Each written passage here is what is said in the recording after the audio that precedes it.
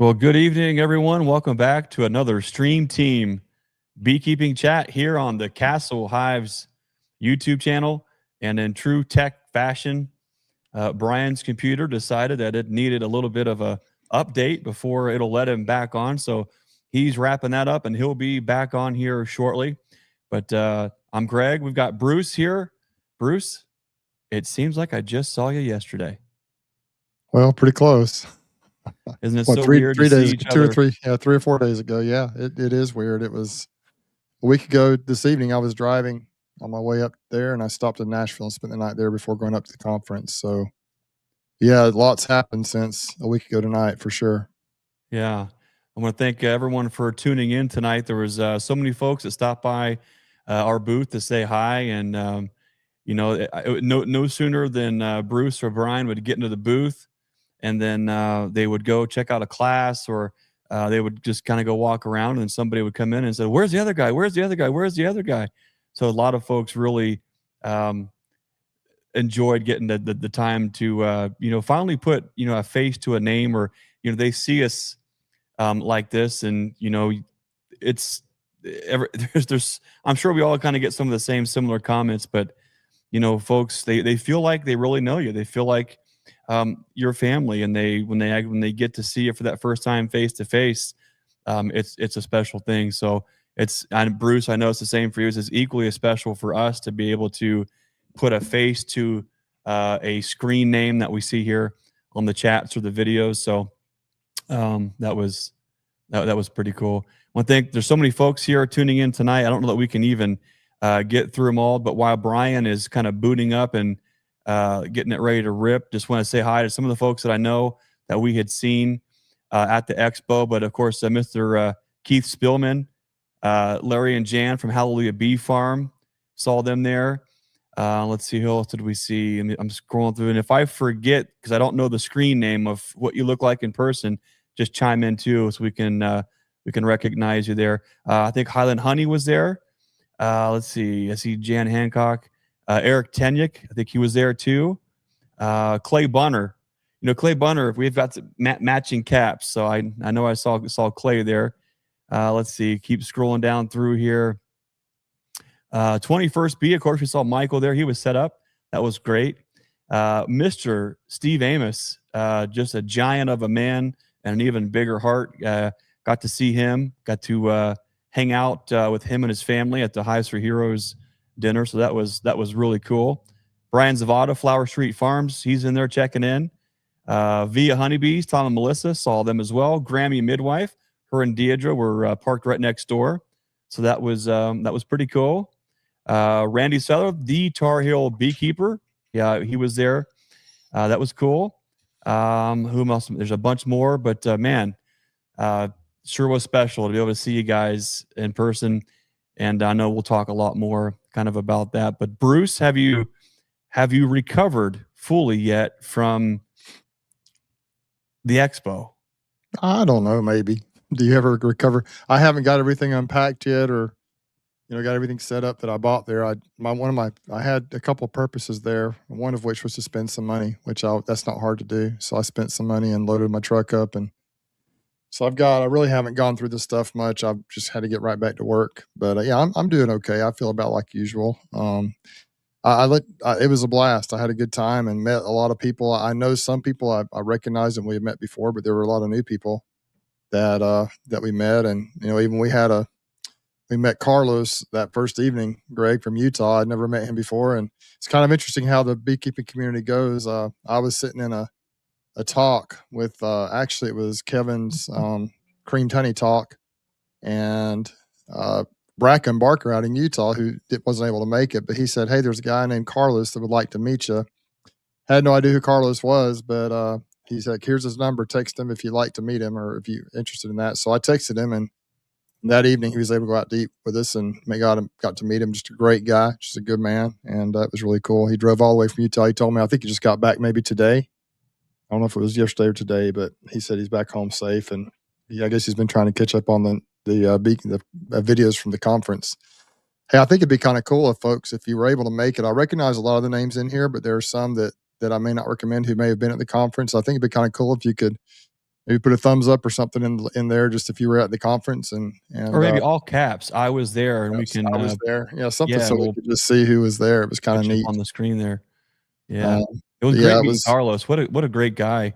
Yeah, man, he I was think we really need to cool. have him on here just to get him folks plugged into his YouTube channel. But it's what is it? Gers, Gerrs, honey, Something like and that. Yeah, I'd bees have to or look it something like up. that. But just um, He just barely getting started.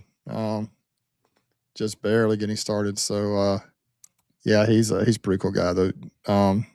Drove all the way out from Utah, and anyway, just a cool guy. But there were so super many good people dude. just like that. There are a lot of people I met for the first time. A lot of people with just a couple of colonies, up to all the way up to people who are commercial people, and man, just what a great time. Yeah, Look it at all was these just pretty folks cool. tuning in saying that they Tom and Melissa. I had a little note left on my windshield wiper, and I didn't see it until about 2 days later because we parked the truck and trailer there. So that was great. Look at all this, man. Brian, glad you could check into your the stream team on your channel there. We've kind of just hijacked it, kind of tuning in with folks there. But you get everything situated with your computer. So I thought that I had it all updated earlier today. Like I kept getting these little pop-ups, and I did it all earlier in the day, and I came upstairs, turned it on, and I got that little black line that showed the updating, and I was like, come on. So, and now it's like it's a brand new computer. I have a new like desktop image. I've got weather up in the corner. I have no clue what it did. Mm. But you're able to get on here, and that's all that matters right now. Exactly. Yep. I'm here. I'll mess with the other stuff after this is done. So we got how many in here now? We got a little bit over 100 in here now. Geez. So I think it'd be kind of fun just to go around and Greg, I don't know if you probably didn't have a chance to buy anything. You probably just more visited with folks and got to meet some people. But maybe we could go around the horn here, and folks in the comments could chime in too. Just what did you buy at the conference, or what did you get, or what was your favorite item? Just whatever you want to do, talk about it. And Brian, I know you bought a fair amount of stuff. I see that. What is that?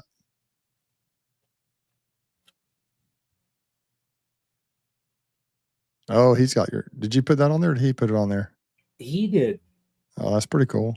Yeah, and so I was informed by Michael that there's this one Joker. I think his last name is something Sauced Man or Sauce Man, something like that. His name's just a mess. But might be Thom Sauce Man. He's trying to be like a top salesman or something. And I was informed that I picked up the largest quantity of these. So, Tom's got to step it up. But yeah, I'm excited to get these in there. I got those will fill my back row as far as my deeps, and then the medium that's above that. And I came home with 2 very large boxes also of the Premier frames that they're already assembled. I didn't want to mess around with putting, frames together. I thought, well, I'm just going to get them already assembled. I got the heavy wax on them. And then I got one of these things here that I heard sold out day one very fast. So it's that comb honey. Well, not comb honey. It'd be chunk honey.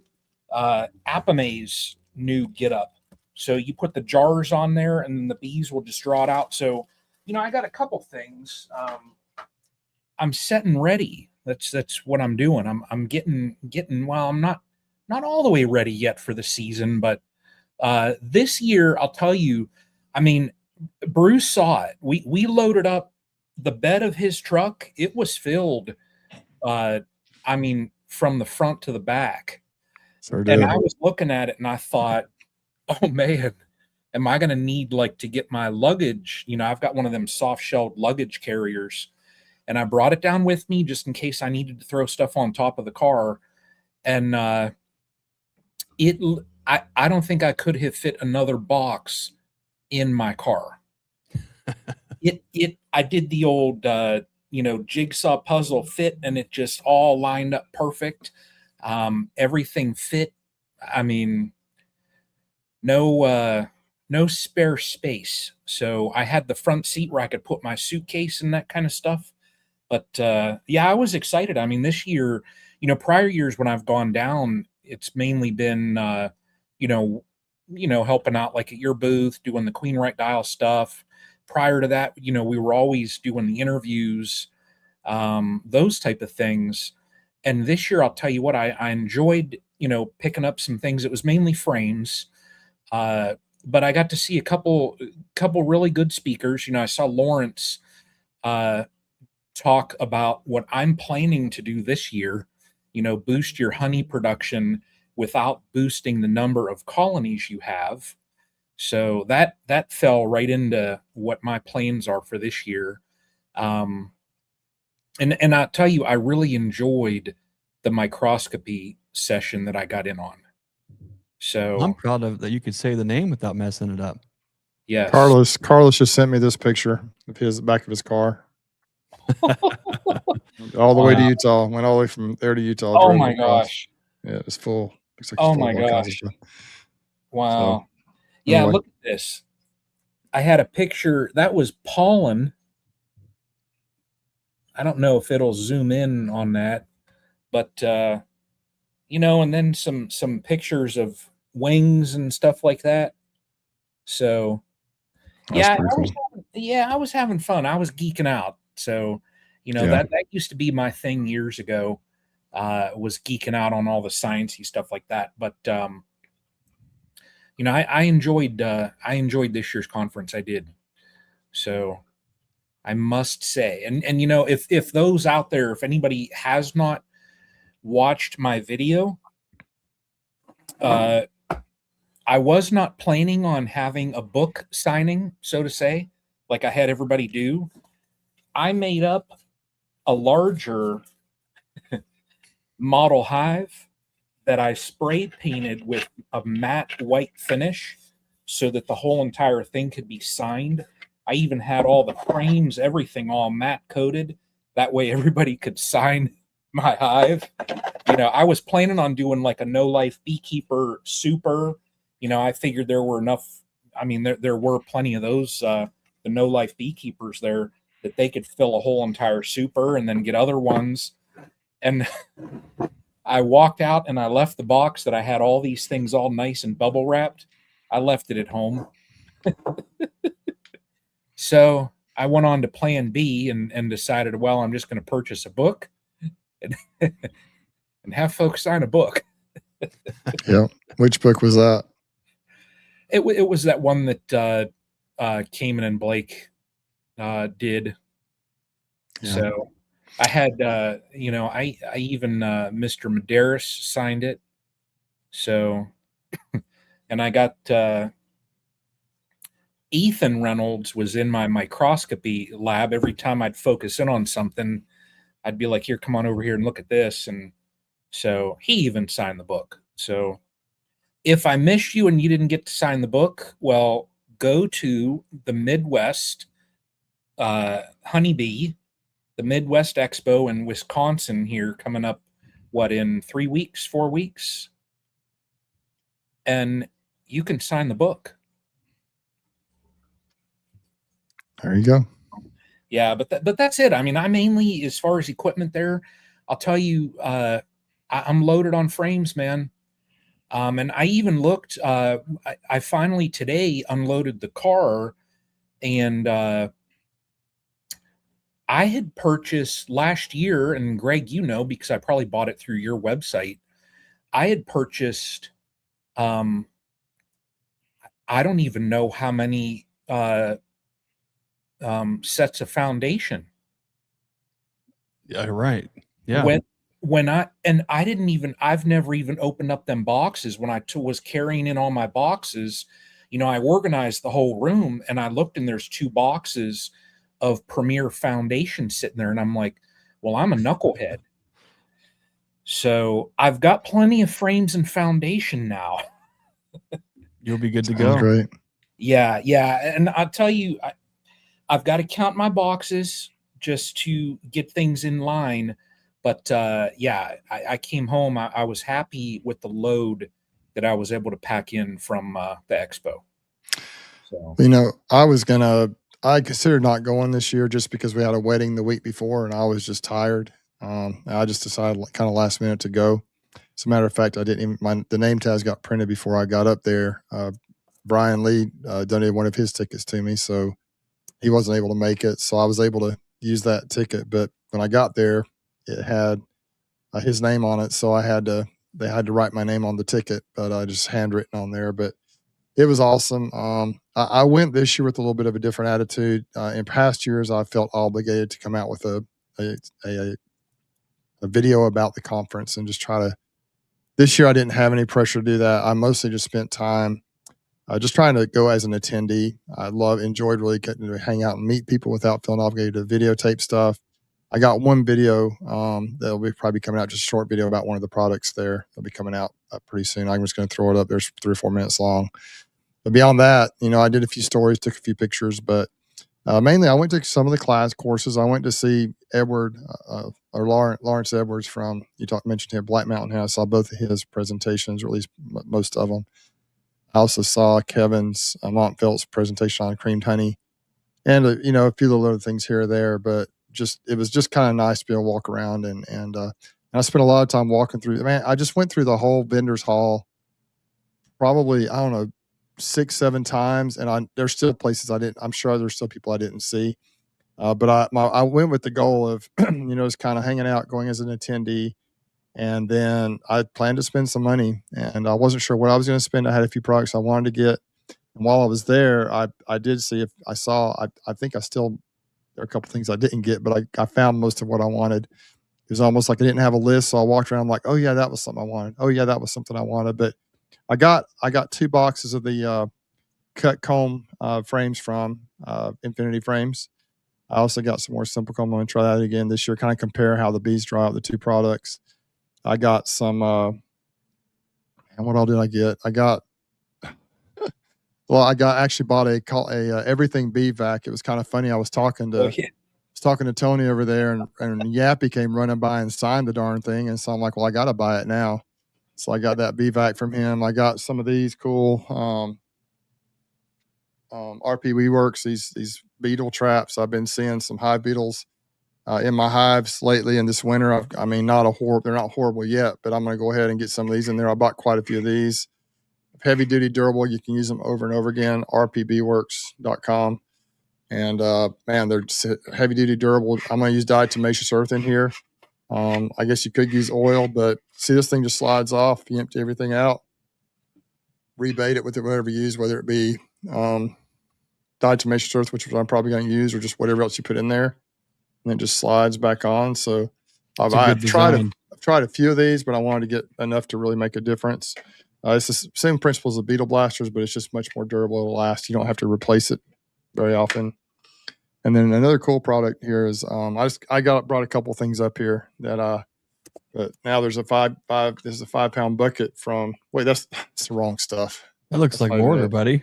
This is like mortar. It is. But anyway, this is the size bucket of I got the wrong bucket of the oxalic acid from Mike. I just came running up here before the live chat. I didn't even look at what I was getting. I grabbed the bucket. It was right there by where my stuff is, and I picked up the wrong bucket. But anyway, he's selling them in 5-gallon buckets, 5-pound buckets. The oxalic acid, the Easy Ox, and so that's really cool. He also has some little strips. I should have brought those. I should have found those too. Some little strips that are going to be coming out hopefully in the next couple of months. They really loaded those strips up with oxalic acid using the glycerin mix. I think like people use with the Swedish towels, but they got little holes in them. You lay them on the top just like the Swedish towels, and so I think those are going to be great. And they stay applied for 90 days, and so I'm going to try some of those out. So it's really cool. What else did I use to fill up my truck? I bought some Pro Nukes. I'm going to be making some splits. I've got an adventure coming up. A guy here locally is hiring me to put bees on his property. I'm going to kind of help care for his bees, and so I'm going to use those nukes to be able to get the bees up there. And Greg's bringing some boxes down for me. Everything that's going to be kind of cool. I bought just quite a few little things here or there, and but one thing that I also bought Kaylee's book, Beekeepers Apothecary, as well as Cayman's book, the new book with him and Blake Shook. But the highlight of the whole trip was, and you know, there's just been this thing. Brian Lee's on here, and he's been pushing this thing. He just won't let it go. Has not let it go. About a year and a half ago, this idea hatched on this stream. I'm not sure whose it was. Brian, was it yours? I'm not sure where it came from, but somebody actually came through, and Brian Zavada from Flower Street out in Colorado, he finally created the product. Bruce's Bodacious Body Bar. So that's kind of that's, but anyway. And it actually smells pretty good too. It's the maple bacon flavor, and it smells pretty good. I think it's a really good product. So I might have to actually have him make me those in quantity and try and get those out to some more people. Single men beware. That might be your secret. Yeah, I don't know about that. Anyway, yeah. So you can see it in here. It's got the little bar in there. Bruce's Bodacious Body Bar there. It's a little lotion bar thing. I mean, it smells like a pretty good product. Honestly, smells good. I'm like, somebody says, is your body bodacious or is it the bar? I said, it's definitely not my body, so it must be the bar. But I brought some more stuff. I also bought more of those bucket alarms I got last year. I had a YouTube short on that really helps keep your buckets from overflowing. I got some more of those for our wax spinner and our uncapping tank, because those are the ones you're not watching all the time, and they're a little bit longer, so they'll give us a warning ahead of time so we know if those are getting full. But I'm sure I'll think of more things I got as time goes on, but those are some of the main things I got. Filled up the back of my truck for the most part. We have Brian's stuff all packed in there, and then I had to when his stuff got moved out, I filled up with my stuff pretty much. It wasn't quite his boxes. It was crazy how it was a perfect fit, those infinity frames. Oh yeah, they pretty much filled up the back of my truck for the most part. Then they fit perfectly into his. He had them packed in there just nice and neat into his SUV for the trip home. So it was pretty cool. But I just think it was awesome because I got to I didn't feel any pressure, and saw so many people that I've knew before, and met so many new people, and just had a great time. I think one of the cool things, and I didn't really participate in this until I walked out of the main vendor hall there, and they had that honey tasting bar there with honey set up from all over North America. Actually, I don't think it was from other parts of the world, but North America, all over North America. And I went around, started kind of at the A's and worked my way all the way around. And I definitely, if I didn't have diabetes before that, I probably got it now. But I tasted probably at least 50% of the honeys, and there were a lot. I tried to, I didn't taste all of them. I just couldn't do that. But I was kind of in a hurry. But man, it was all kinds of interesting flavors, good flavors. And some of them I didn't care for that much. I got to taste what's that called? The lanternfly honey. Is that what it's called? They had some of that there. And that is a very odd taste. But it was pretty cool. All the different honeys. I'd never had canola honey that I know of. And I think canola honey, I think that was there was from Ian. I didn't realize that at the time, but it was all, of course, it was crystallized creamed. It was actually creamed. I think it was really good, and just a unique flavor, but just great times. Just really good times. So, Greg, what about you? I know your experience this year was a little different as well. What happened in your situation? Well, we didn't, we didn't take anything home, except for a lot of encouragement, a lot of extra wind in our sails. We had a lot of our hearts were full. There were so many I don't even know that we have time to get into everything tonight, but there were folks that would just come up and they had a little something special they wanted to tell us, they wanted to share with us, whether it was a testimony, whether it was something inspirational. My wife got some prize jewelry from Philip again, what an awesome guy he is. Between a friend, Brian here, gave me a new devotional, which I love those too. That was awesome. Had a fella come up who plays the bass fiddle in a band, and he's got a little praise and worship CD that he played on, and he wanted me to have a copy of that.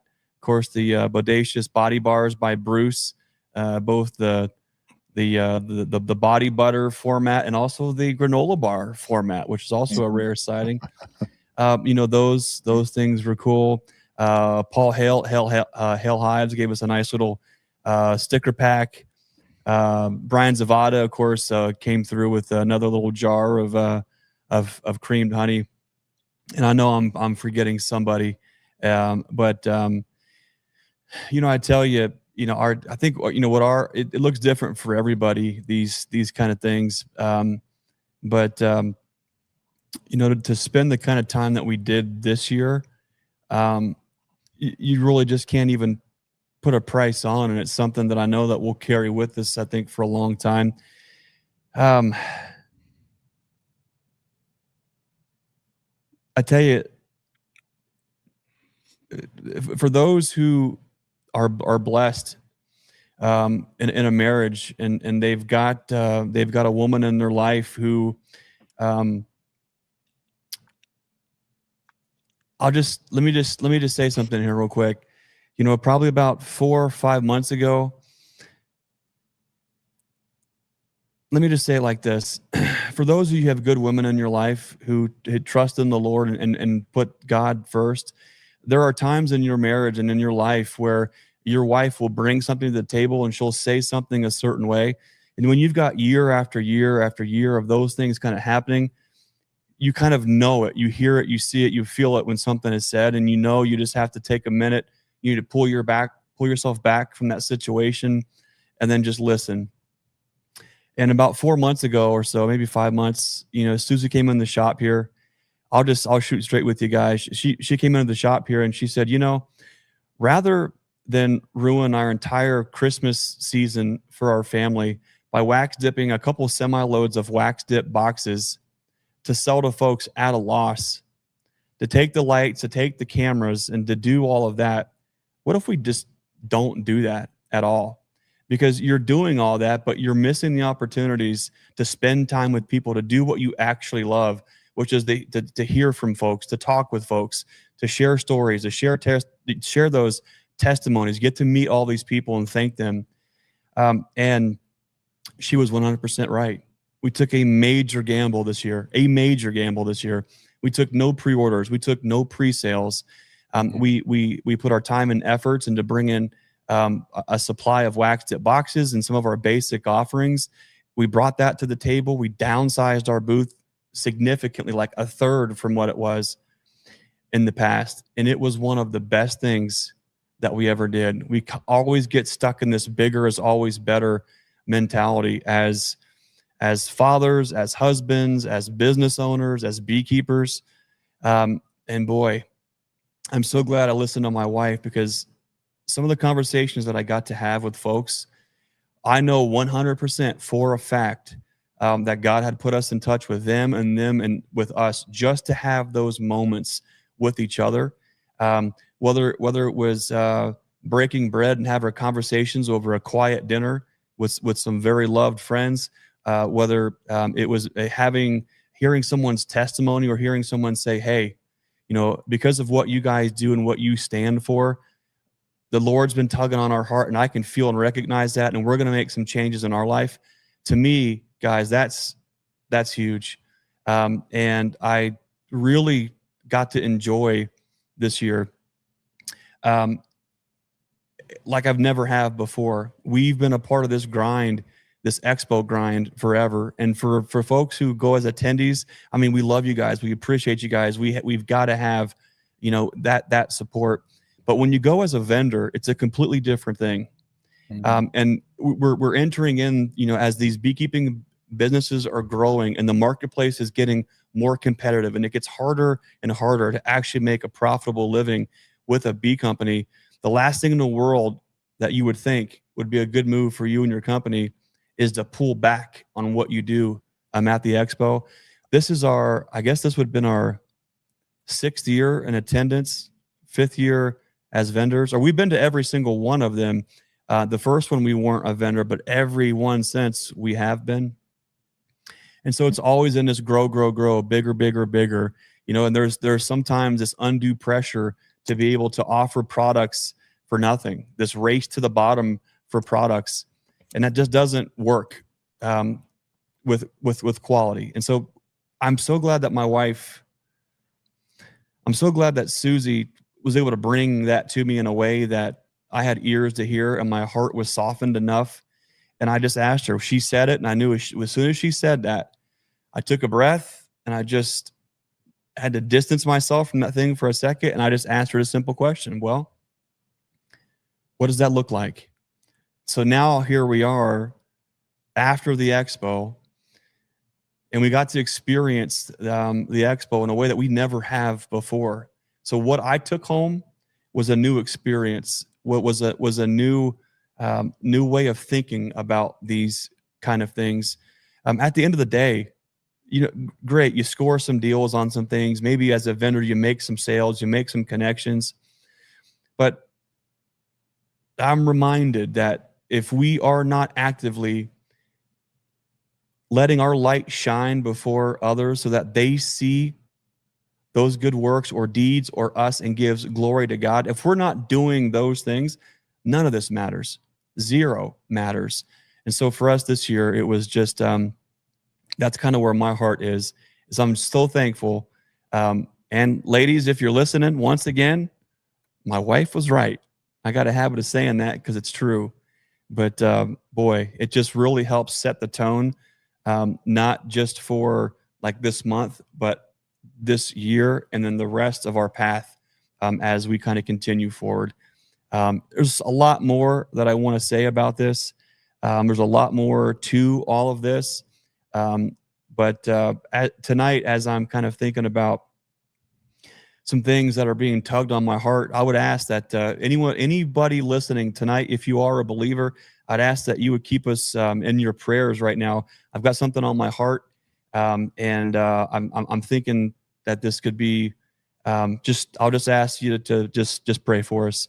But Bruce and Brian, that's where we're at. It was great having you guys involved in a booth, but not necessarily in a way to where you were kind of tied down. Someday, I think maybe I'll be able to experience one of these things as just like a nomad and get to go around in all the places.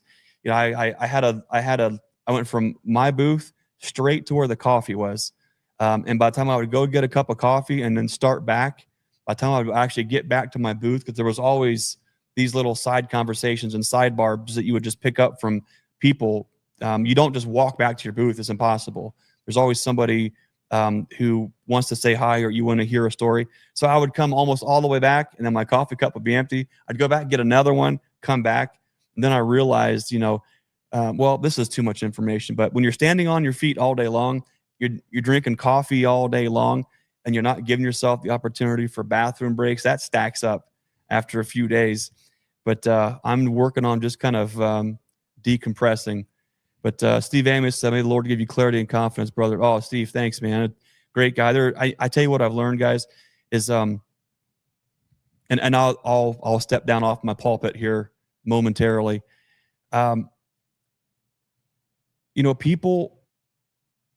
People need the Lord, and people need people who aren't afraid to say that. And people, they're hungry and they're yearning for that. One of the things that I heard over and over again was just thank you for sharing your faith. Thank you for sharing who you are. And that's important. As we look around the current events in the world right now, it's wild. It's absolutely wild right now. I would ask for folks to just continue to pray for the Middle East, all those things going on. We're very blessed to be here in this situation where, the biggest of some of our troubles was, oh, I didn't get to pick up all this extra equipment from the Bee Expo and bring it home, or it was out of my budget, or it wouldn't fit, or all these things. There's a lot of things to be thankful for. So right now, guys, I'm thankful for the StreamTeam, Bruce and Brian. I'm thankful for you guys, your friendship, and I'm thankful for all the folks who come out and support not just Nature's Image and Endura Hive Wax Dip, but they support what Brian's doing, and they support what Bruce is doing. And to me, guys, it was cool to be able to see you guys take off and go on your own adventures, all day long throughout the expo. And I think it's just like the bees are to the hive, we're better together. And I think that was just another testament of getting to spend this much time with each other. Last day of the expo, I'm putting my shoes and socks on, and I've got just this overwhelming feeling of, I don't want to say sadness because it wasn't a negative thing, but in years past, as I'm lacing up my shoes, I'm thinking, okay, I just got to get through today, and then we've got to get the semis loaded, and we got to do all these things and all these things and all these things. And I'm like sort of in a hurry just to get it beyond and past this. This year was the very first year ever that I can remember putting my shoes and socks on to walk out of the hotel where I was actually a little brokenhearted that I knew this was going to be the last day that we were going to be able to see all of our friends and spend time with each other. This was the first year I was actually able to feel that, because all of the pressure and stress and anxiety of running a business at an expo, that was completely gone this year. So what a tremendous gift that was to us. So I just want to thank everybody for your support. You guys sold us out of boxes day 2. We could have brought and sold a lot more, but that wasn't even what it was about. But I want to thank you so much for that support, because what that does for us, you know, as we were walking this whole thing out, our business, our beekeeping, our family, our faith, you know, God gives us little reminders, little winks that, see, just trust in me. I got you. And so for us, there was an awful lot of that. So I want to thank all you guys for that. Fellas, tonight we're talking about being prepared for 2026. I think I've set the tone on how I'm going to make sure that our business and our family stays prepared. But Bruce and Brian, what's on your guys' mind tonight? Well, I've got a lot of big plans this year. I hope I can do it all. I feel like in 2025, I learned to be more efficient. I learned some things. I learned a lot over the past probably 2 to 3 years. I've just figured out ways to become much more efficient with everything, and kind of getting an idea of where I want to go with things, how I want to manage my bees. And actually, I've kind of got a game plan to go to this year for some things. It's actually going to be potentially the busiest year I've ever had. However, if I can utilize the some of the efficiency type things I've learned, ways to be more efficient over the past few years, maybe I can get it all done. But I plan to, I mentioned earlier, some folks have probably hopped on since then, but I'm going to be starting up a new little bee operation for a guy. Guys agreed to hire me to basically keep his bees for him. I don't know, maybe Brian, we'll see about that. Depends on what Mother Nature decides to do this year down here. It always makes me nervous, but I'm going to put some hives up on his place. It's about 45 minutes the opposite direction of everything else, and they're going to pay me to keep bees on his place. Greg's bringing some boxes down, some really nice boxes, and so that's going to be fun. I'm right now, I've been thinking in my mind about how I'm going to accomplish getting the splits I need. I've got 60 plus queens coming middle of February, so I better be ready. And so I hope it's not 35 degrees and rainy or whatever on that day whenever we got to do those splits, but we'll just do what we have to do. So probably either that weekend of the they'll either be shipped. The queens will either be shipped on the 9th or the 16th. I've got 8 queens coming from another place of those queens, and so those are going to be coming in the week of the I think whatever that weekend. Anyway, middle of February, a lot of work going to be happening at Bruce's Bees. So my plan are for the next few weeks, my plans are to get everything set up, get everything ready, go ahead and get some syrup mixed up and ready to go, and just have everything ready. So, and Greg's going to bring the boxes down. I'm not sure we're going to have to coordinate that, but hopefully before that happens, so I can just get everything kind of set out and ready to go. And then when the time comes to make those splits and to get that work done, I hope I can be super efficient with it. I actually met a guy up in, I can't remember his name. I've got it in my phone here, but I want to say it's Derek, but I'm not sure. I'm sorry, man. If you're on here, I apologize, but I'll have to look it up. But the guy up around the Gunnersville area, which is in north of Huntsville, Gunnersville Lake area. And he's kind of a younger guy. He has his own business, I guess, and he just wanted to come down. So he may come down and help me do some of those splits to just, I guess, get the experience. And he might even end up with a queen or two out of the situation, take home to try it himself. So looking forward to the year. I'm just super excited about it. You know, my main emphasis has always been honey. I'm excited to try the 21st bee, the infinity frames for the cut comb. They're perfectly arranged for 4x4 inch cut comb. I'm going to maybe get a 2x4 inch cutter if I can, or whatever, to maybe do a little bit smaller, but we'll see. And I'm also interested, I'm eager to kind of try the simple comb one more time and see how that works. I've had some success with it, and just kind of compare the two. But I just love the honey part of all of it. That's really besides making splits and watching them grow, I love, even though it's a lot of work, I love the honey part of it. I love the community of what we get done with that. And so that's kind of where my plans are. Last year, I really had a hard time keeping mites under control. So that's still a question I have. Greg, there's a guy across the hall from you there. Apivera. I went and talked to him a little bit. I'm not sure what I think about that. I may try some of that out, but just I want to get the mites under control. And Greg, you and I are doing a little experiment with some of your queens too, about the mites and the viruses and things like that. So anyway, I'm just excited about it. I don't, you never know exactly what's going to happen. I don't have a calendar written out, though I probably should. I'm not like Glade Sessions, the Utah beekeeper, where every week he has it all organized and coordinated.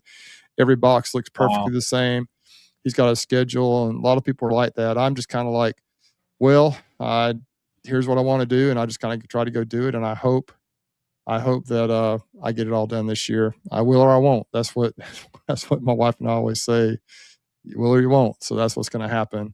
I might even need to talk to old Brian about making some more of these bodacious body bars. Maybe get those on the website. That is just so bodacious body bars for me. That is so not my personality. That's why that's why it's so funny. It's pretty funny. So anyway, what did Annette say when she? She just thought it was funny. I see Cayman's on here. He says start early on the mites, especially in Alabama.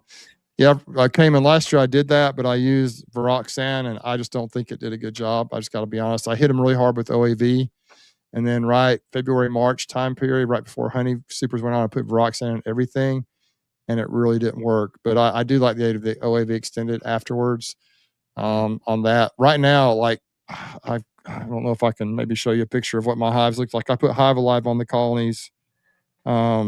The Wednesday when I drove down a week ago today, actually, I put Hive Live on all of them. Let me see if I can pull up a picture of what I was seeing quite a bit of.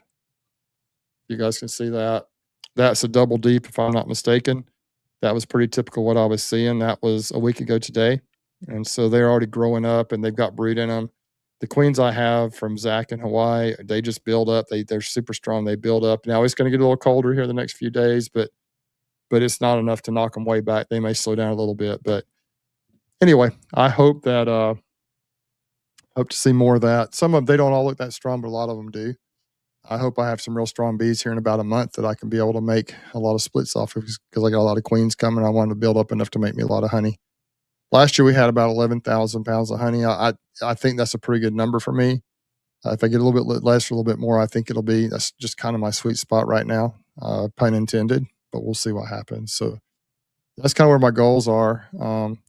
Before we move on, Brian, Greg, and Brian both, I just want to say I really appreciate. We had some really, Brian and I roomed together up there, so we had some really good discussions. And Greg, that sitting down with you and Susie and Carlos that night, that was just a real special experience that I wouldn't trade that evening for anything. We just had a really nice. We talked about the things that matter most. We did talk about bees a little bit, but mostly about just some really important things there. So I really appreciate those opportunities.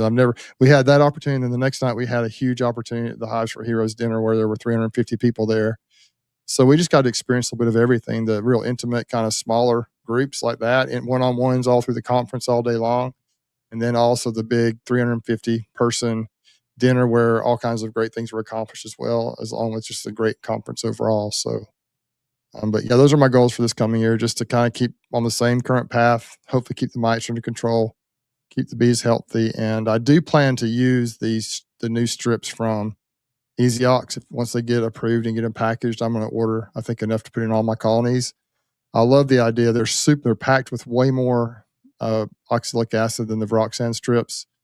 And they're really power packed. And I think that hopefully they'll work well. I'm going to give them a try maybe this year. And they stay on for 90 days, which I love the fact of that. You can put them in there. All you got to do is crack your boxes up, put it between the boxes. You don't have to hang it down between the frames.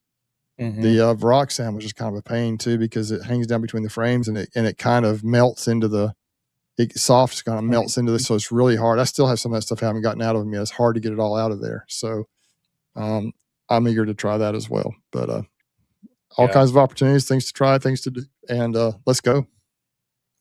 I think for those that are curious, the extended release, the sponges that Mike is, working through the approval process. I think when I was by his booth, he said he's hoping there with the air quotes for sometime around May. So, I mean, that'd be a good up here. I mean, that'd be a good time. Yeah, I hope it's sooner than that, but maybe it won't be. We'll see. Yeah. So just just in case anybody on here is wondering when those things are going to be coming out, I think he's shooting for May. So, but up here, I'll tell you, I'm not going to grow, so to say, but I think I'm going to have fun this year is what I'm going to do. So I know I'm going to lose probably 2 or 3 colonies. One's probably, one will probably be gone now just with the cold weather that we've got coming. It was kind of small, and you guys will see in the video. I mean, it's so weird. I can't even explain some of the things that I see. So I don't even know if I told you, Greg. It's so weird. When I cracked the lid just to look at the fondant, I saw not under the fondant, but to the side of it, there's a cluster of dead bees. And that was, I don't know, close to soccer ball size or whatever. And under the fondant, there was like a softball size of bees alive. And I looked and I was like, well, what the heck are you guys doing? So, they're in a state of mass confusion, but they'll be dead. I mean, this cold spell that we have coming, I don't, those big temperature swings. I know we're having them here where we've had some days where it's swinging like 50 some degrees in a day, getting all the way down into single temps. I mean, I'm sure you have the same thing going on. Yeah. But it's not easy for the bees to navigate. Yeah. But, I plan on, there will be no growth in my apiary this year, set aside from a couple nukes off to the side. And those will be my reserve colonies. That way, if I need like an extra queen, if I need to supplement any of my production colonies with brood frames, I can pull those out, swap them in.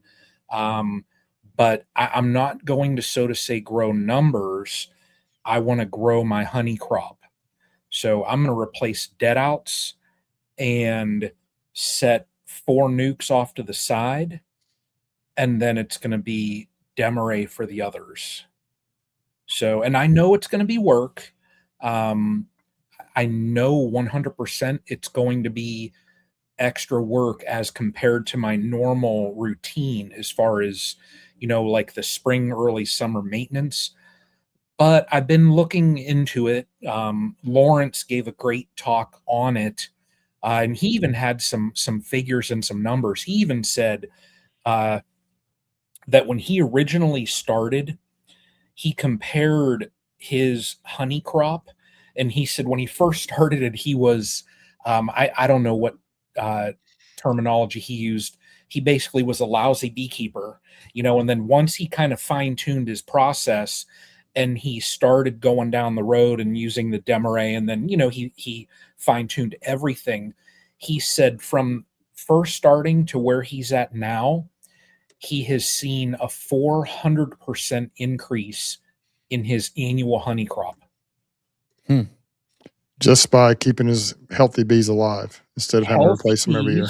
Yep, healthy bees and utilizing the Demarree split. So now in the UK, he said he only has to perform that split once. He like their nectar flow, it's in such of a window so that when he does move those frames up top, that's it. He doesn't have to, manipulate again.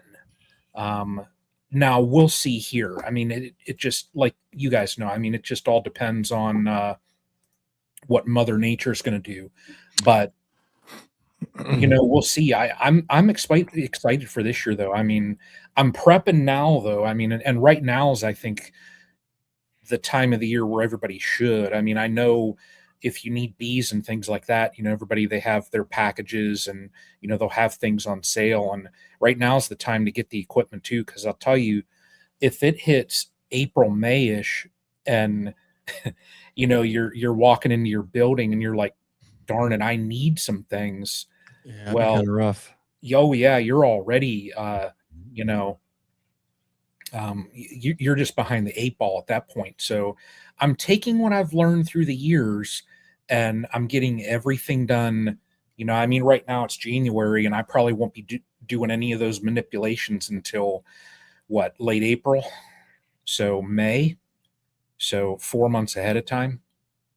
So Yeah, and speaking of Demarree, I was started to talk to Lawrence about this, but it got interrupted, and then I wasn't able to finish the conversation. But my big concern with the Demarree, he kind of sold me on a little bit. I mean, down here, there's no telling how much honey we can make. I make a lot without using that. I mean, my hives just do great. So my problem is I really just don't want deep boxes full of honey. I just don't want to do that. And the part of the process is you pull that bottom deep box up and put it on top. I don't run mediums for everything for my brood chambers. yeah, I don't run all deeps. And so I don't, and I've got some, just to be honest, I've got a lot of old comb in my brood boxes that I'm cycling some of it out as time goes on, but I do have some old comb that, when old comb becomes honey frames, it's just extremely hard to uncap and very, very stiff and nasty. Not really nasty, but anyway, the thought of having deep, say 100 deep boxes of honey to try and harvest almost makes me want to throw up because I just don't want to be dealing with deep boxes of honey. So, I mean, we usually have a few, you just end up with a few, but last year I think we only had probably 10 or 12 out of 160 boxes or whatever we pulled that second harvest, 160, 169 boxes, whatever it was. And so, that's my big concern with it. I don't know. I'll have to figure out a solution to that, but my bees do pretty well. I make a lot of honey with my current method, but I see the beauty behind it because you pull that box of brood up and all those bees emerge and then they fill all that up with honey. Plus down below the queens lay and brood and so you basically, you drastically increase your population very fast when you do that. Oh, let's see. Cayman says, Bruce, if you were running nukes, do you think you'd have a different outlook on the use of deeps, or would you still? Yeah, I mean, Run maybe. deeps for brood, mediums for honey. One thing that I hate, though, I just hate loading deeps into extractors. Right. I mean, that's a big part of it too. You can do it, but they're just so much more of a pain to do. In my opinion, that's just my opinion. Some people don't mind too and spill over. They do well with a barrel. Now I got that bucket alarm. So what's the name of that bucket alarm company? Is it JL? What is it? JL Apiaries. JL Apiaries bucket alarm. With the bucket alarm, we do a lot better, but still, yeah, that's not my concern as much as just they're just a pain to load up. If you have a big commercial thing where the extractor doesn't care and you can just use those big racks and slide them in and out, it's one thing, but trying to actually load them up frame by frame, if you have we do have the Hilco 32 frame extractors and they work with big frames, but it's just so much harder. The smaller frames go in there so much easier. There's just no room they just aren't very forgiving. You start slinging those deep frames of honey, and if they're not all nicely balanced, you put those into some extractors. I mean, that thing could be, if it's not bolted down, you'll be walking there. Those are a dedicated holder, Yeah, our extractors they're pretty heavy duty. They're the biggest. I think at the time they may have been the biggest ones that he sold, and they're really pretty heavy duty. And we bolt them down, and they really they rock on. They don't have an issue at all. Yeah, that's good with that. But it's just, and loading those things up, they're just an absolute pain in the tail. But every year I say, I am sick and tired of the mediums because about the time I'm ready to split everything down and get the nukes made up, I've got queens up on the mediums, and I'm thinking, oh my gosh, try to get all that straightened up, and you just lost 40 or 50 nukes in colonies that they're up into that story and a half, because the year before you weren't quite sure if you're like story and a halves versus double deeps versus singles. And it's like, I think one thing I'm looking forward to is just kind of I would say a lot of it is really this is going to seem like a shock, but I am hard-headed, and it takes a couple good cracks to the back of the head, I think, before I listened to my wife. But she's been right about everything. She's been right about our approach for the Bee Expo, and she's been saying it. But she's calling some of the things out in our operation too, and I think it's about time that I know she's right.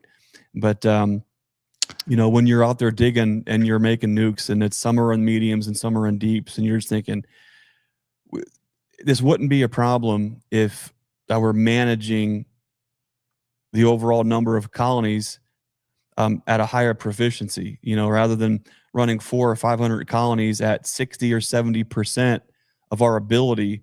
If we were able to run 200 colonies or 100 colonies at 80% or 90% proficiency, then I would bet our yield's going to be even better, but we're going to be a little bit more responsible stewards for these resources and these gifts that God's given us and these assets. And it also frees you up. It also mitigates a lot of risk that you have in bees and equipment and things not kind of going right. So I know like today we just launched on the website. We've got our nukes, our overwintered nukes and spring nukes just hit our website today. We've got package bees on there as well, 3 different routes. We've got a March route and 2 in April for package pickups here at the farm, and then now 2 separate nuke pickups. You know, all this thing starts to just get blurry, and it is an enormous amount of work.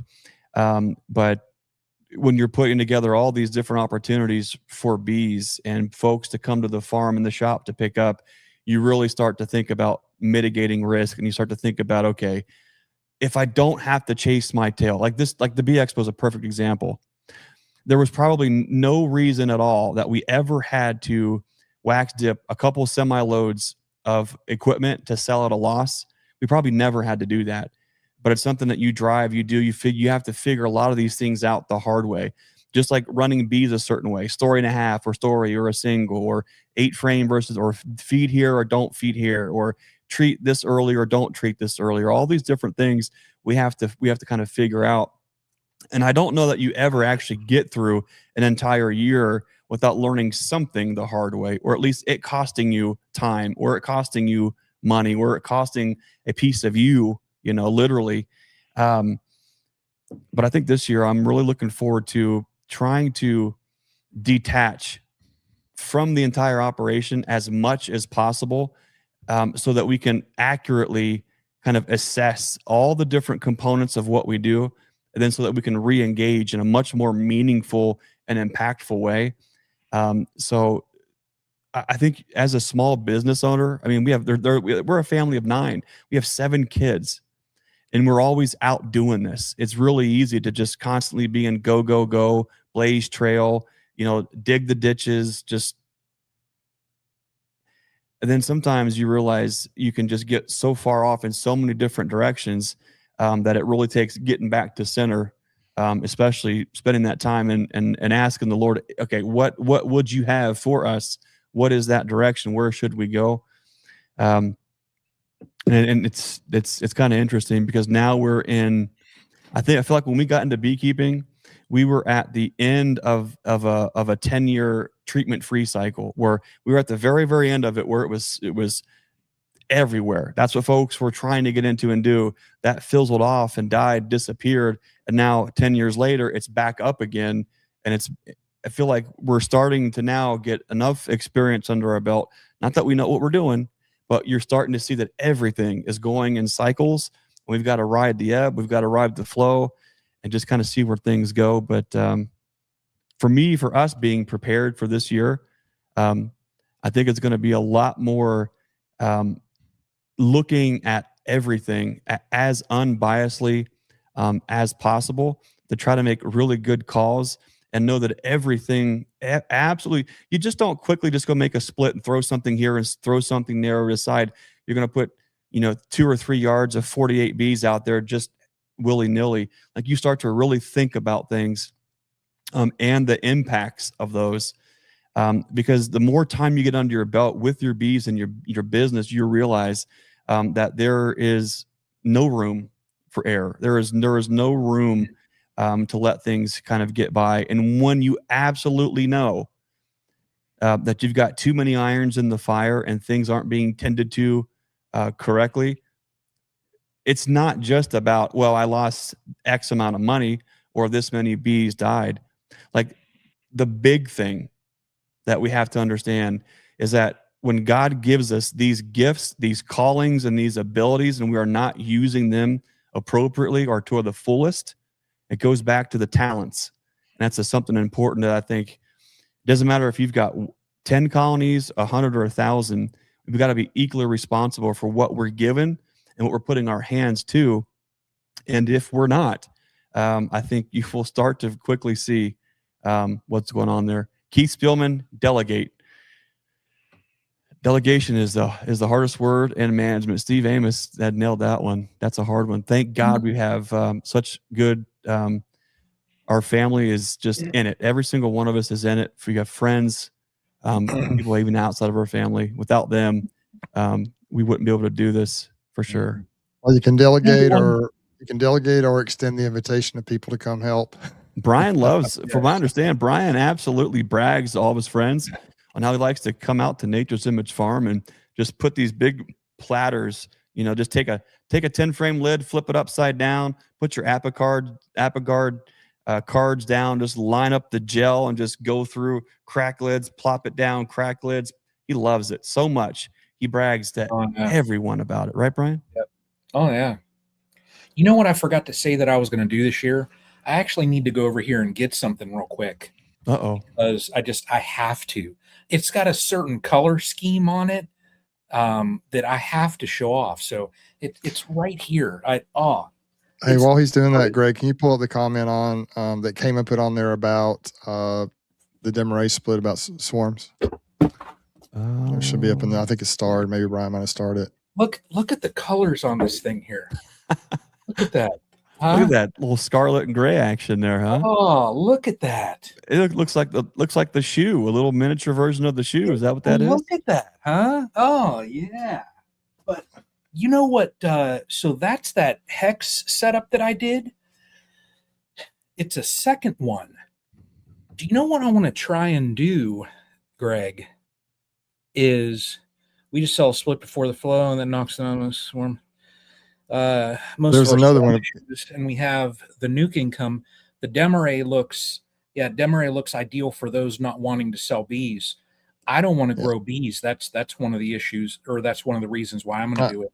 I do think part of the thing about the swarms, though, that's one thing that, I'm sorry, Brian, I didn't mean to cut you off, but that's one thing that Lawrence talked about. I want to say Edward. His name is Lawrence Edwards. Yeah. He talked about that as a very good swarm control method, is if you pull that, they really think they've swarmed. If you pull all the bees, all the brood away, maybe one frame leave down below with the queen, all of her bees are gone, or at least they're far from her. And so she feels like she has to get back busy, and the bees kind of, anyway, it really makes a lot of sense. I'm still grappling with the idea of how do I deal with all those deep boxes, but I would like, maybe I'll try it in a few hives this year. I've used the triple deep system one year where it's kind of a similar idea where you just give them all the space they need. And man, I had some hives that were 11, 12 boxes high, and it was ridiculous. Got 315 pounds of honey off one of those things one year. So if you can really figure out how to just maximize population, you can make a lot of honey, tons of honey, literally. But I can't imagine if I had 3 Demarrees or 100 Demarrees that all produce like they do in my regular hives, if I could, increase my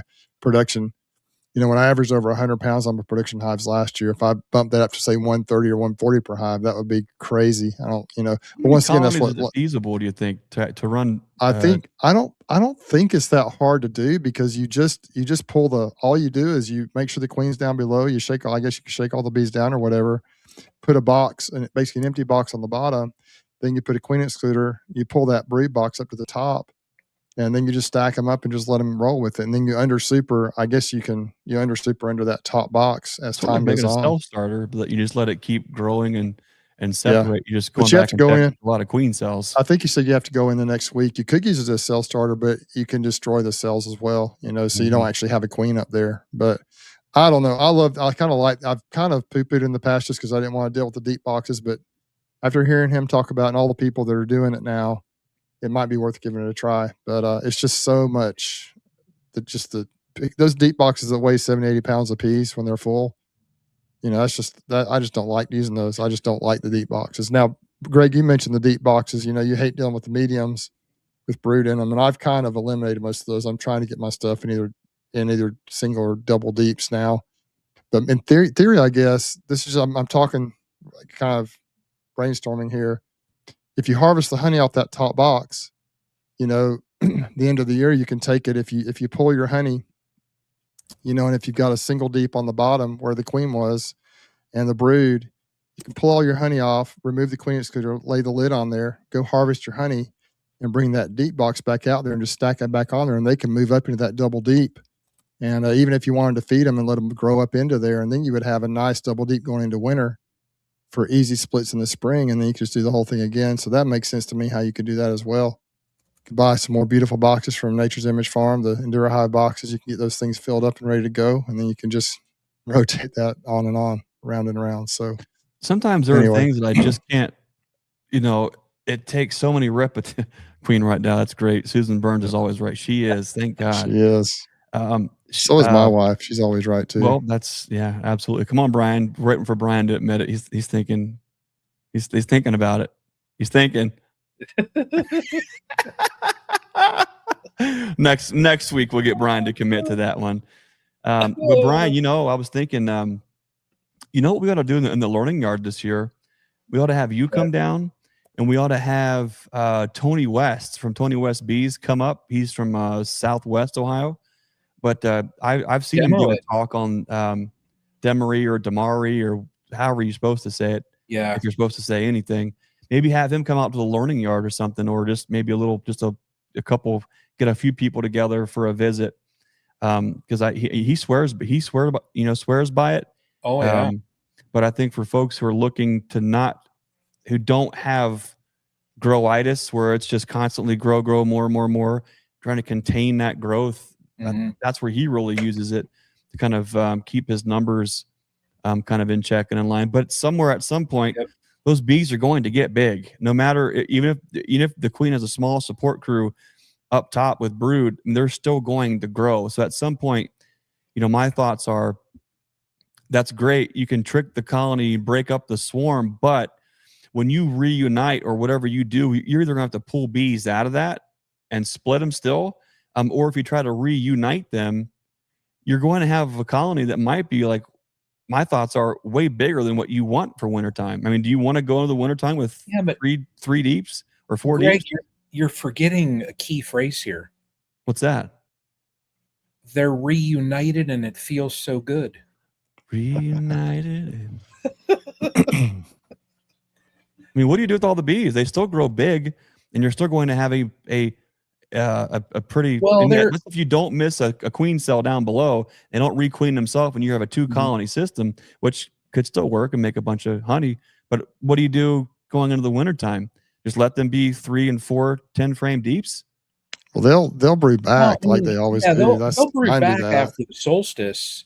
Now, but if they're 4 boxes deep, they're not going to brood back to a single. Well, so my setup, what I plan on having for the colonies that I'll Demarree, there will be 5 boxes. So I'll have a deep, and then I'll have 3 mediums. I see. And then a deep. That's for honey. That's for honey. Yeah, so you just end up just shucking the honey boxes off, spinning that out, and then letting them just kind of condense, backfill, and then maybe get crammed up for a little while. And yeah, well, I'll be interested to see. I think, Brian, in the past you've tried the single brood management, and you shared that, and you'll try the Demarree, and you'll share that, and you'll try the horseshoe. Actually, it's not, is it really called the horseshoe anymore? It is, yeah, the shoe. Yeah. So my plan for this, my plan for the horseshoe box here, whatever you want to call it, is, and this is a discussion that we'll have. I want to, in my main hex hive that I have currently in the yard, I want to get more or less like my breeder queen in that setup. And then the plan is, because this thing here, what I did with it is, let me get the top off. I made it into 3. See how instead of being like where they could pass through, I made solid dividers in here. So it's 3 separate colonies. So my plan is, if I can get whichever queen has the genetics that I'm leaning towards in that main stack, when she's kicking off cells, I'm going to pull those frames and they're going to go into this box. And then it's got 3, so I can run, I could throw 3 little mini colonies in here to raise those queens out, finish them up, and then each side will have its own entrance. So I'm going to use this thing here as a queen factory. Drop cells in it, let them go out and get mated, and then if I have other colonies with queens that I need to replace, then I'll just pinch those and take a queen from out of here and move it over. That's what my plan is with that hex hive. Steve, wow, thank you so much. But the hex hive, like I've been racking my head around how can I best utilize that thing in my yard. And I've seen, and I've had all kind of people comment in the videos, I've seen where it can hold a colony. And I'm just thinking, how can I best utilize it without getting into a pickle as far as them backfilling and like with the honey? So I'm going to manipulate it a little bit by pulling out frames and things like that, but I'm going to use it as a queen factory. I want to get my, whichever breeder queen I land on in there, and that's going to be my queen mama for the yard. At least in my head, it works out. Nice. There's a lot of, between getting things set up and then, like Yappy, when I was talking to him, I said, you got 15 seconds. And he said, well, I have a beginning and then there's an end. So, I've just told you the beginning, I'm going to set this up. And the end is I'm going to have these nice, wonderful queens. Well, there's a lot of stuff in there to muddy the waters in the middle. I'll get it figured out though, but that's what I want to try and do. So that's one of the conversations I was going to have with you. If there's a certain special old gal that you get daughters, whether I get one of those in there to just kind of, because all the packages that I got, there's 2 or 3 of them that I think Bruce snuck up and he replaced the queens in those packages with ones of his. So as he was thinning out, those ain't my bees anymore. Maybe I brought the mean ones up there to you because I knew you didn't want to go queen. I knew I had to do something with them, so I brought them up there and stuck them in there. Yeah, you should have. So I just walked a couple in there, just Brian. Walked them in the front. Just walked them in the front, and they just took over the hive. Yep. So I think that happened, but now this year, when I'm going to be more like leaning towards, okay, well, I've built up some numbers and I'm kind of getting the yard situated where I want it. I found that comfort zone. Here we go. Jason saying something here. When he say, does there have one R or I don't know what that says. But last year was grow numbers. This year, I know one of the things that I'm going to work on is just honing in on more of the genetics. So plus the honey, but I don't want to grow, I don't want to grow numbers as far as colonies this year. So, but that's the plan with this thing here. You guys heard him say that, right? You guys, everybody heard you say that. What? You don't want to grow numbers. Yeah. You heard it here. We're going to hold you accountable, Brian. I see people saying stuff like Brian this. Fitty. Steve knows the drill. Hashtag Brian 20. Hashtag Brian 20 Demarree colonies. When I saw Mike Berry, and I told him what I was planning on doing this year, we were just chatting. I forget where we were standing. It was kind of in the back in like an open spot.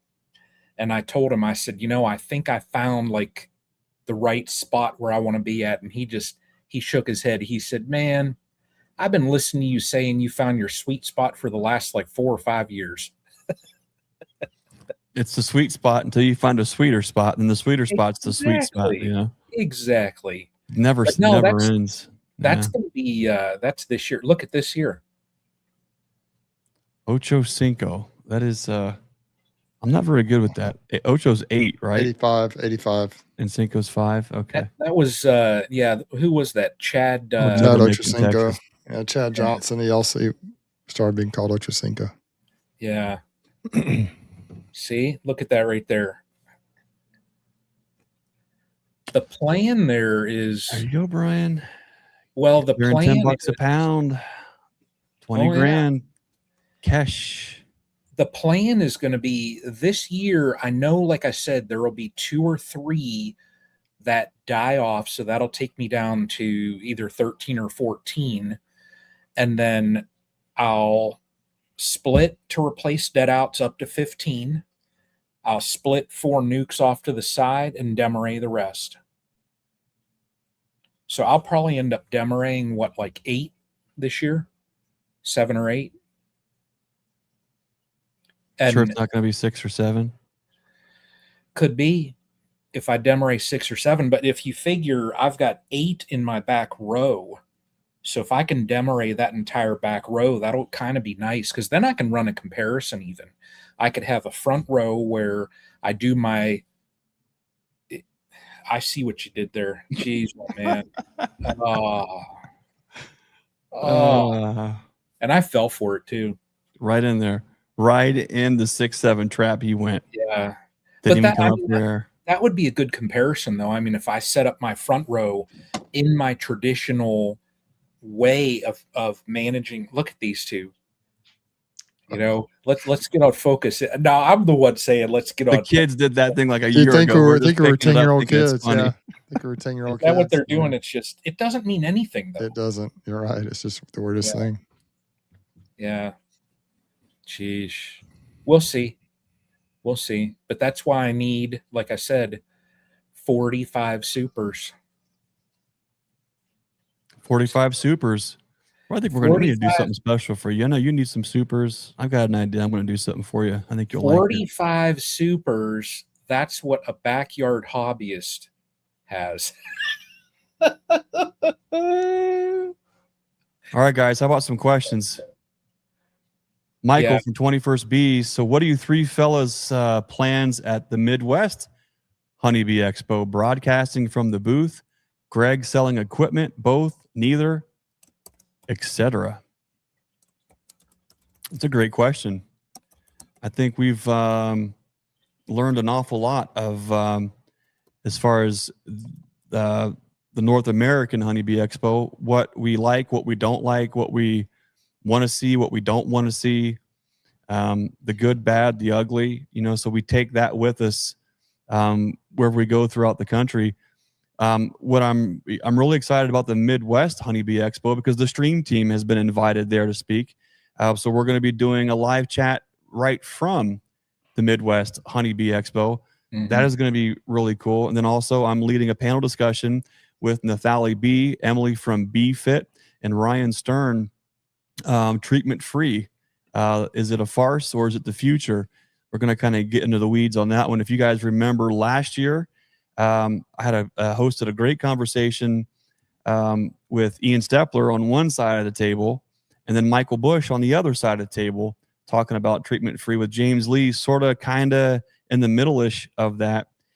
So this year it's going to be neat to kind of take to build from that to kind of I think a more digestible practitioner's standpoint from folks who are dyed in the wool treatment free and it seems to be working for them, versus some other folks on the other side who have tried it, bought the t-shirt, and it didn't work out like that. And then we've got something to take it to the next level where it's, you know, more of a commercial style beekeeping with, you know, over 1,000 colonies, on what this all means for them scaling up a business and how practical is this kind of a thing? Does it actually scale? That's going to be a great conversation. So those 2 things I know I'm looking forward to.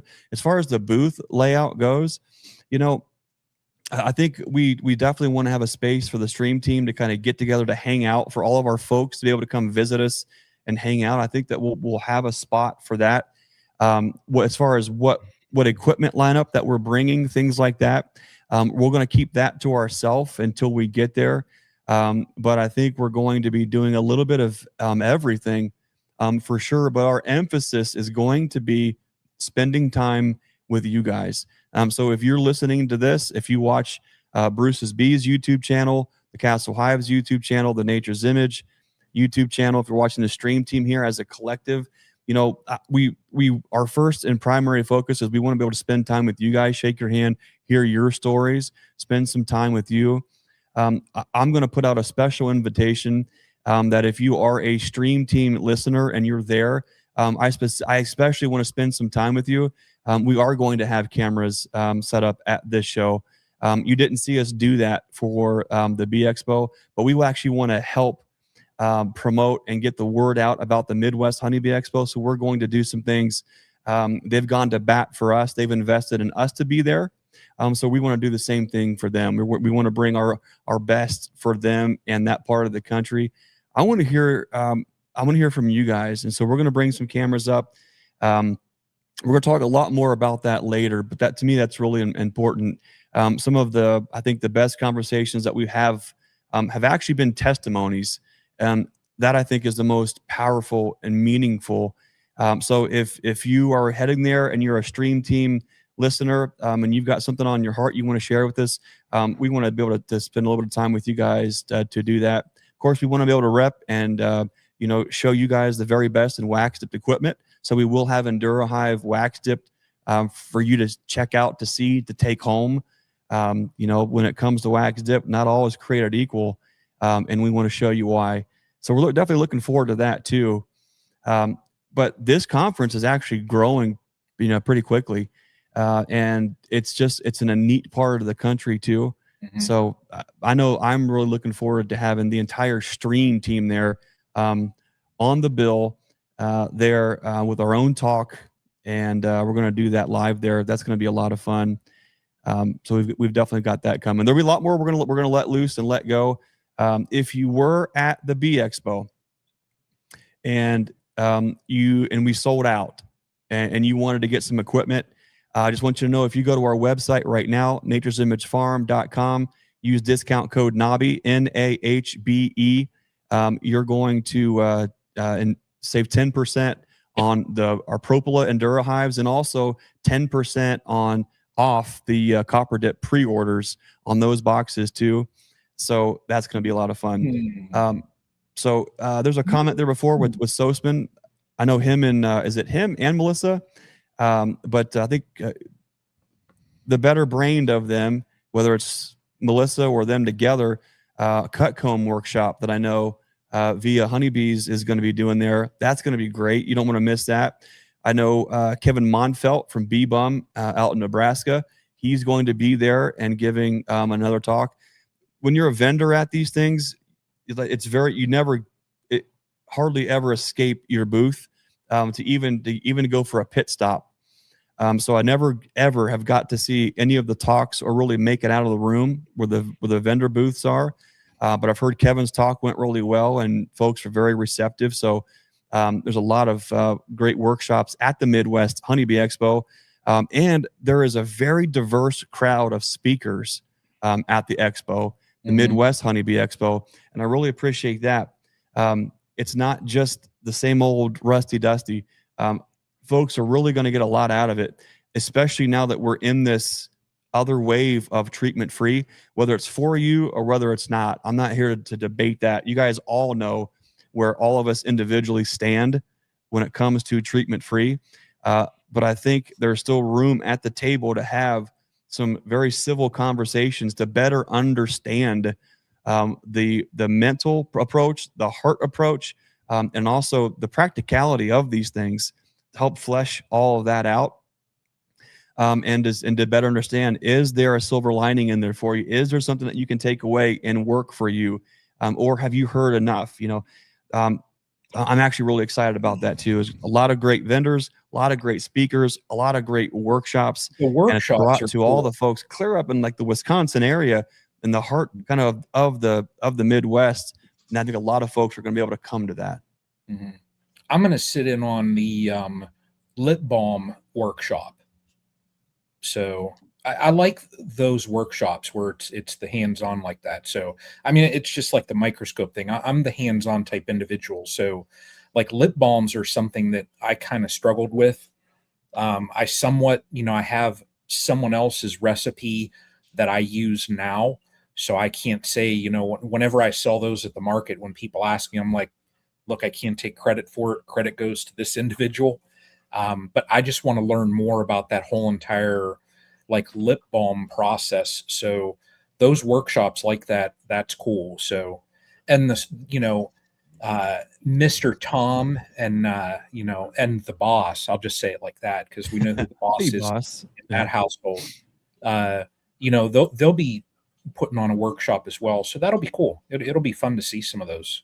I wish we could just hop in a time machine and be everywhere all the time to visit with all of the people. But you know, we got to go down to, of course, Louisville and get a large group of folks. We'll go up to Madison.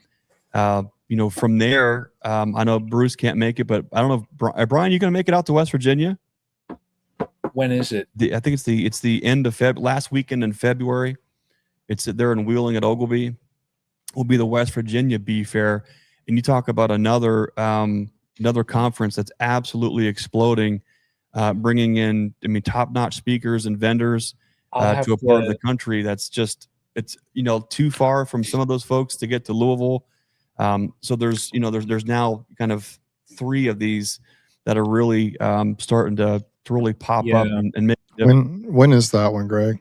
The West Virginia Bee Fair is the last weekend in February. It's right before. See, man, that's just so much right in the middle of. I'm hitting it hard by then. Season is starting up here in that part of the country. We're still, we're frozen.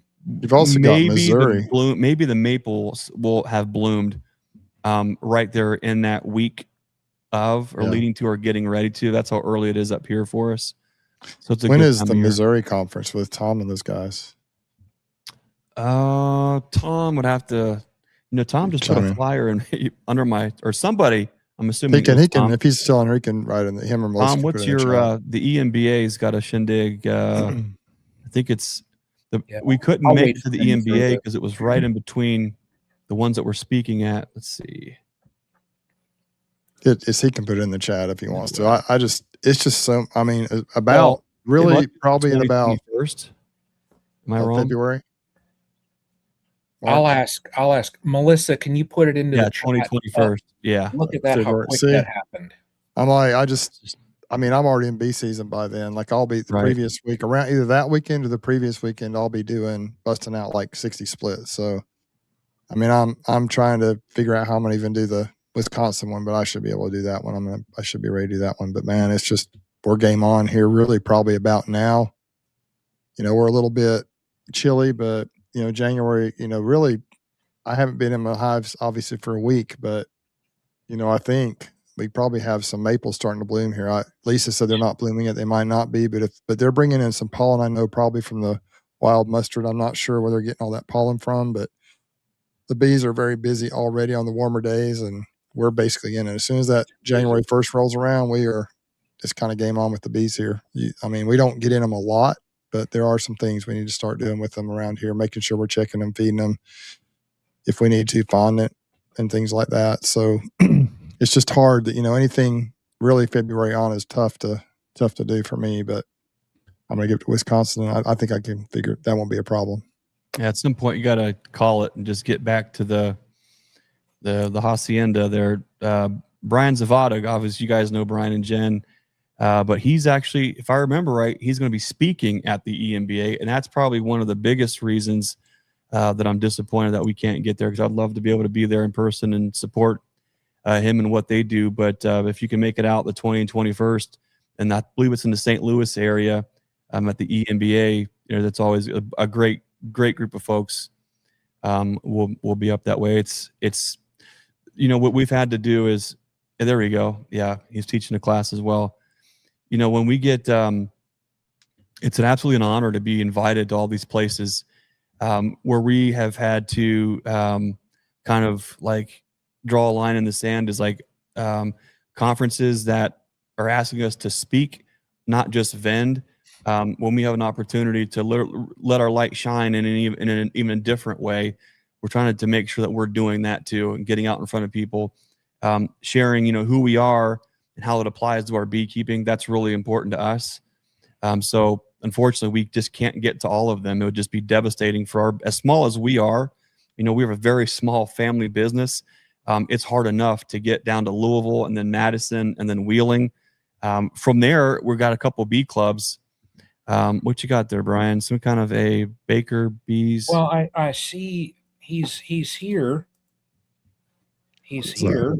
What is that? I It's had Is that you one of little those frame? tank. Oh, it's the it's Oh, the wow. Red style. same.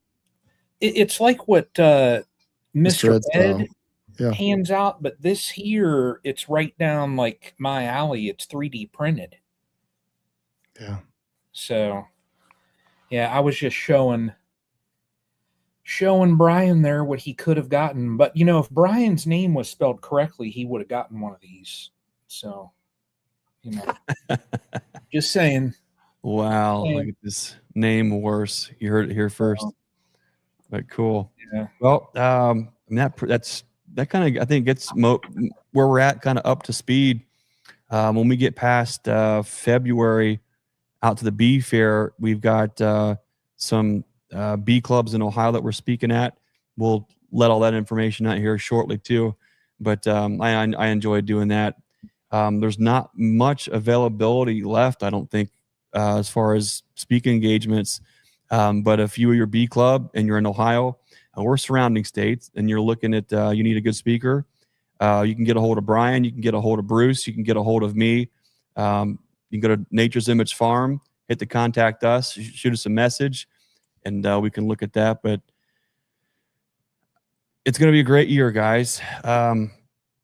I actually, some years come and go, and I feel like as we're getting prepared for that next year, I just sometimes feel like it's just a lot more of this white knuckle ride, same kind of a thing. But I have felt a change inside of me over the last few months with goals, direction, ambition, and where we're kind of applying these sacred seconds that we're given to this calling. And so I want to do better with making sure that what I do counts. And I want to make sure that I do better with making it count with people, making it count with my family, making it count with my bees, making it count with our business.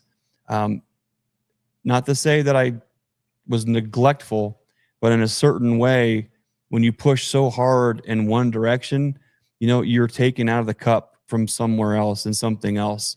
We can only do so much. And so I think being mindful of that and really, really putting the work in, if you haven't already, where do you want to see yourself this year and next year and the year following? What are you actually going to pour yourself into? And are you doing a good job of actually getting filled yourself? Are you spending that time getting filled back up? I don't think I have to beat around the bush here with the three of us saying, well, if you don't put God first, if we're not spending time in the Word, if we're not spending time in prayer, it's hard to make sure that you are on track and that your cup is full and you don't have a lot of room to pour into anybody else. And when things get challenging and when you're down in that valley and things are rough and tough and you're not sure which way you're going to go, if you're not putting that time into putting the Lord first and then everything else after, you're going to find yourself in a really tight spot between a rock and a hard place. And those are times that are humbling. Those are times that we learn. But I think we make things harder than they really need to be. This year in the Bee Expo and years past, the pressure to go big, go big, go big, race to the bottom on price, all these different things, like we put too much on ourselves that doesn't really ever have to even be there to begin with. So be mindful of that this year. Put the time into where do you actually want to go. Start to put that plan together if you haven't already. And I just want to encourage you to, to stick with it. But behold the fowls of the air, for they sow not, nor do they gather in barns, but the Lord provides all of their needs. How much greater are we? Put one foot in front of the other, trust in Him always. And I think you'll find that not only your bees, your beekeeping, your family, and your personal life, but everything will be better than it ever has been for this coming year. Bruce, what are you looking forward to as we wrap up here this coming next week or so? What's on your mind this week? Well, I've got to get everything kind of unpacked from the conference, get it all figured out, organized, get my, I call it the bee bay. Greg, you've seen it, the bee bay where I keep all my stuff. kind of get it straightened out a little bit. Just do a little bit of housekeeping, cleaning, and so forth. I may peek in on some of the colonies, but really not a lot going on. I do want to figure out a mite treatment to do right now. I may do OAV. I might go ahead and do that. I just kind of got a little gun shy with the lack of success I had back in the fall. And we have brood in the colonies now, so it's not like they're broodless. I don't know if they've ever been broodless this year. There's some of them probably are a little bit close to broodless, but most of them, you know, they just plow through here in the South. They don't really ever go completely broodless. But anyway, that's kind of a concern I have. I want to get the mites, make sure they're under control going into the year instead of trying to play catch up in the summertime, if that makes sense. I really wish we had the strips. I guess I could make my own, or I may try some other stuff. I got some ideas, but anyway, just kind of get everything organized, get a game plan together. I'm still selling honey. I got to bottle some honey up from one of my locations. They're ordering a fair amount of honey. I got to get that done. I want to get that speed fill set up, Brian, that I got at the Expo. I'm excited to try that thing out. I think it's simple, but hopefully it's not too complicated for my wife and I both to be able to use it real easily. We'll plan an evening and jump on a call. Yeah, maybe we can. But anyway, so that's kind of where I'm at. Don't really have a lot going on right now, but there's a lot coming very quickly. And I've got to get some things, my ducks in a row before the Wisconsin conference, because it may be the following week that I'm busting out splits, depending on when those queens come. If they come that week, or it might be the week after that. But I got to be ready. So I think I got all the supplies I need. Greg, I don't know. We'll talk later about when you're planning on bringing the boxes and stuff down, but I got some pro nukes at the conference. I'm going to put those splits for yellowhammer bees in there. And so they can stay in there for a little while and build up anyway. So there's no big rush on that. But anyway, we got a lot of things coming. It's just coming right. You know, time doesn't wait for anybody. So it's coming whether I'm ready or not, it's coming. And I'm pretty excited about it, to be honest. Mm-hmm. Videos, I'm going to be doing videos here or there. I may do some more Let's Talk Bees videos here coming up soon. The little series I've started doing every once in a while. I need to get on some kind of a schedule with that. But we had the wedding and so many things happening the last couple of months. You know, I just was trying to kind of survive. And, you know, Greg, you mentioned being burned out. I was really kind of, late summer, I was burned out really on the YouTube thing as much as anything. I've been pretty excited about the bees. We got frustrated with the bees too, as far as the mites and everything was going. But I'm pretty excited now about everything. And I think for some reason, maybe the Expo or maybe the lead up to the Expo just kind of gave me a little bit of freedom to just kind of do what I want to do and not feel obligated to always be trying to create content, always be trying to please everybody else, to be able to just kind of, you know, if I feel inspired to do something, I do it. If not, I don't feel obligated to do that. The truth is that very few of us, if any of us out here, are making a living on YouTube. For those who think that YouTubers are making a ton of money, I mean, maybe there are some that are, but I doubt there aren't very many YouTubers doing that. Beekeeping, there are a few that do pretty good with it, but you know, most people on YouTube that are making money is because of, you know, a business they're promoting or different things like that. It's not from the AdSense, from the ads on YouTube. You make a little bit, enough to kind of, what it does is it kind of keeps the flame going a little bit, to keep pressing forward and moving forward. But if I just depend on YouTube to make a living and quit my day job, and I would be in trouble. So I do it. I've got to get that in my mind that I'm doing the YouTube thing to help others and to share what I'm doing and to learn from others as well. And so I just need to have that pressure on myself to feel like obligated to make a video or two every single week, and to share everything I'm doing. Sometimes I just like to go out in the bee yard and just work my bees and not worry about getting a shot or an angle or trying to share a video. And I've done more of that in the fall, and it's been a little bit more enjoyable. And I hope that the content I have put out has been valuable for those who have taken the time to watch it. The views have gone way down. I think it's just the time of year. Hopefully we have more people on this chat tonight we've had than we have been getting. And so maybe it's the time of year is ready to ramp up again for the beekeeping videos. I sure hope so. But regardless, we appreciate all those who are loyal to us and have been coming on here for the past 4 years plus. That's so awesome. And we hope to continue moving this thing forward and growing the community. It's really is all about the community. I've had people come up to me and tell me they really enjoy my new format where I do the Let's Talk Bees format, where I'm just talking bees the whole time. But I think that this format where we do talk about things except for just bees. We talk about a lot of different principles, beekeeping and otherwise.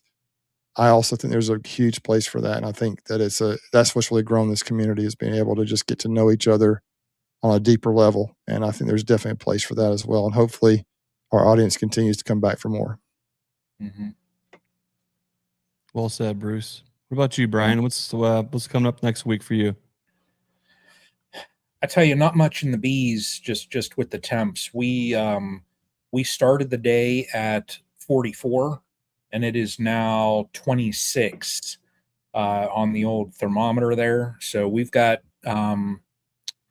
lake effect snow that's going to hit us tonight. They're saying anywhere from like 3 to 6 inches.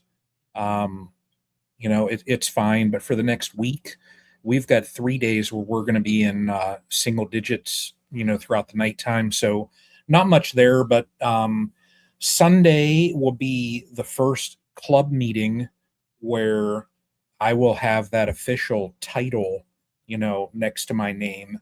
So the club meetings are starting up there. So that's going to be fun. I'm going to enjoy that this year, getting into some of the more, I guess, politics in a bee club, if you want to say that. Oh boy. So I know. Got some rubber boots. So, I enjoy this club though. I do. I've gone there, gosh, for 2 or so years, 3 years. I enjoy the people there. They're very welcoming to me. I mean, they know how busy I was before. And last year, I think I went there. There were only a couple meetings that I missed. And I enjoy the folks there. So, but that's going to open up the door that they need somebody. I was talking to one of the club members today that they organize all of the honey for that Canfield Fair, that huge fair that goes on around Labor Day up here. They do not have a contact anymore for hot honey. So they said next, meeting, not the normal club meeting, but next like board meeting, they want to sample my hot honey. And they were like, if pretty much people agree to it, they said, can you just supply the table with your hot honey? And I was like, oh my. So, I mean, that might be a way. And they said they sell a couple hundred jars of it. Wow. So yeah, I mean, getting involved in that, I think it'll be nice. I mean, but I'm going to have a good year with honey, just because come September, I'm probably going to have to get 200-300 pounds of hot honey made up.